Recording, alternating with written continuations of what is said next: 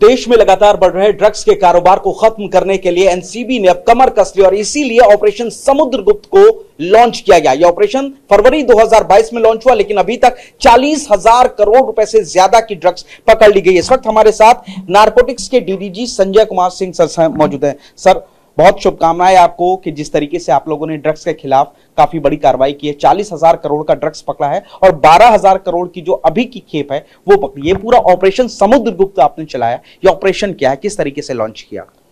धन्यवाद आपकी शुभकामनाओं के लिए। ये सब ऑपरेशन समुद्रगुप्त हमने लॉन्च किया था पिछले साल फरवरी में और इसमें हमने intelligence agencies, Indian Navy, coast guard, ATS Gujarat, इन सारी ऐसी एजेंसियां, कस्टम्स, DRI, सबका सहयोग लिया और कुछ हमने अपना खुद का सोर्स जनरेट किया था।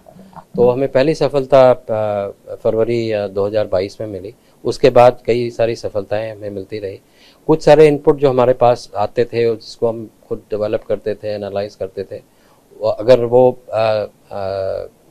दूसरी कंट्री के वाटर्स में है तो उनको उनके साथ भी शेयर किया जाता है।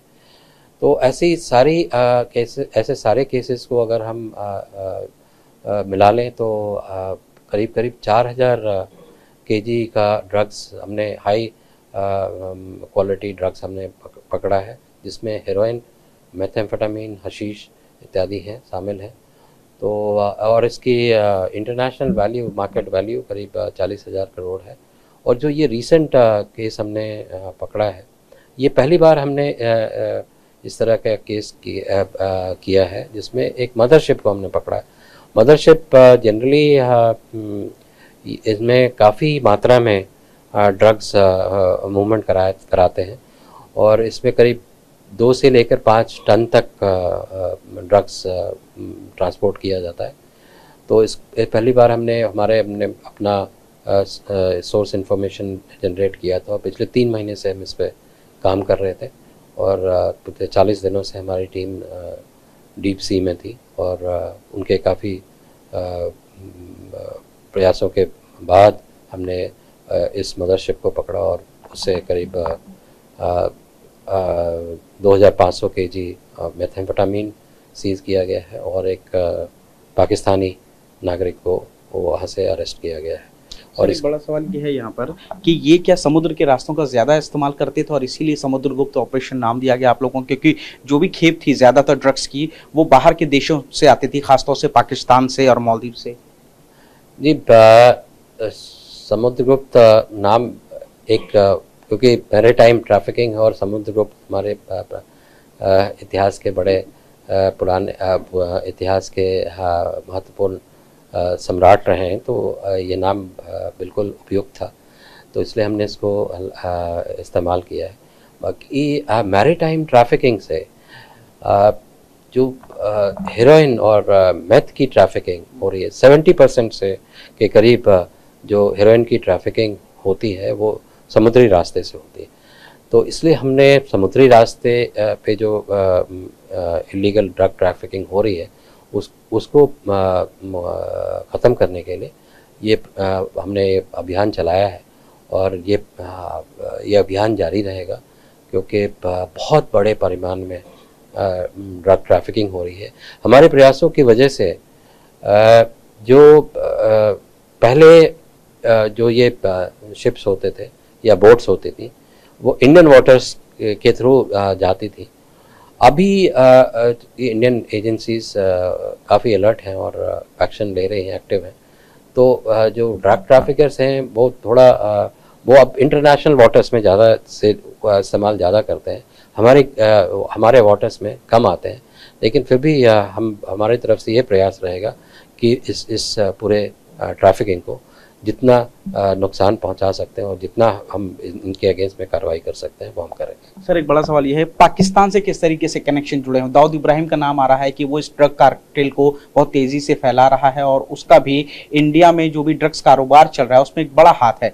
जो एक मेन ISI का आदमी है, खास है ISI के करीबी, पाकिस्तान में वो दाऊद इब्राहिम के भी करीबी है और वही ड्रग्स के कार्टेल को इंडिया में लेके आ रहा है। ये पूरा नेक्सस क्या है, ISI, दाऊद और वो ड्रग ट्रैफिकर? हेरोइन और मेथेम्फेटामीन मैन्युफैक्चरिंग अफगानिस्तान में मेनली होती है, लेकिन वहाँ से आके ये पाकिस्तान आता है और सारा ये ड्रग ट्रेड कंट्रोल पाकिस्तान से होता है। वहाँ बहुत बड़े कुछ बहुत बड़े बड़े सिंडिकेट्स हैं जो कि इस हेरोइन और मेथेम्फेटामीन ट्रेड को कंट्रोल करते हैं। उनमें सबसे बड़ा नाम जो है वो हाजी सलीम नेटवर्क का है और उसके संबंध ISI से रहे हैं और हमारे 70% केसेस में जो भी हमने ये पाया है कि जो सोर्स है ड्रग का वो हाजी सलीम नेटवर्क है। हाजी सलीम के संबंध दाऊद इब्राहिम से भी बताया जाता है। क्लिफ्टन रोड पे जो कराची में इसका घर है दाऊद का, कई बार मीटिंग्स हुए, बहुत सिक्योरिटी में AK-47 के साथ वो रहता है, गार्ड्स के साथ। हमारे इन्वेस्टिगेशन में अभी डायरेक्ट लिंक हाजी सलीम और इनका दाऊद इब्राहिम का निकल कर सामने नहीं आया, बट अभी ये केस हमने किया है और इन्वेस्टिगेशन हम कर रहे हैं। सारी पहलुओं को हम अपने इन्वेस्टिगेशन में देखेंगे। सर, ये जो पकड़ा गया है शख्स वो कहाँ का रहने वाला, किस तरीके से उसका इन्वॉल्वमेंट रहा? ये जो शख्स है वो पाकिस्तान का है, पाकिस्तान के बलोचिस्तान का है और ये जो बोट्स जो चली थी वो मकरान कोस्ट से चली थी। मकरान कोस्ट पाकिस्तान और ईरान के बॉर्डर पे है और बोट्स जनरली ईरान की होती है, क्योंकि ये जो पाकिस्तानी नेटवर्क्स हैं वो ईरानियन बोट्स को इस्तेमाल करते हैं, क्योंकि उन्हें ये पता है कि इंडियन एजेंसीज पाकिस्तानी बोट्स के अगेंस्ट में ज़्यादा सख्त कार्रवाई करेंगी, तो ईरानियन बोट्स का इस्तेमाल ज़्यादा वो करते हैं। DDG संजय सिंह साहब NCB के पूरी तरीके से बता रहे हैं कि ऑपरेशन समुद्रगुप्त ने पिछले महज 1.25 साल के अंदर 40,000 करोड़ रुपए की ड्रग्स को जब्त किया और कहीं ना कहीं जिस तरीके से 40,000 करोड़ के ड्रग्स को जब्त करने से जो ड्रग ट्रैफिकर हैं उनकी कमर तोड़ी है, लेकिन समुद्र जहां से 70% ये नारकोटिक्स का कारोबार ये ड्रग ट्रैफिकर करते थे, वहां पर अब इंडियन एजेंसीज का पूरी तरीके से पहरा हो चुका और इसीलिए अब वो इंडियन वाटर को छोड़ करके इंटरनेशनल वाटर की तरफ मूव कर रहे हैं और भारत में इन ड्रग के आने के रास्तों को अब NCB और तमाम जो इंडियन एजेंसीज है वो ब्लॉक कर रही हैं। कैमरामैन वीरेंद्र मौर्य के साथ पुनीत शर्मा, TV9 भारतवर्ष, दिल्ली।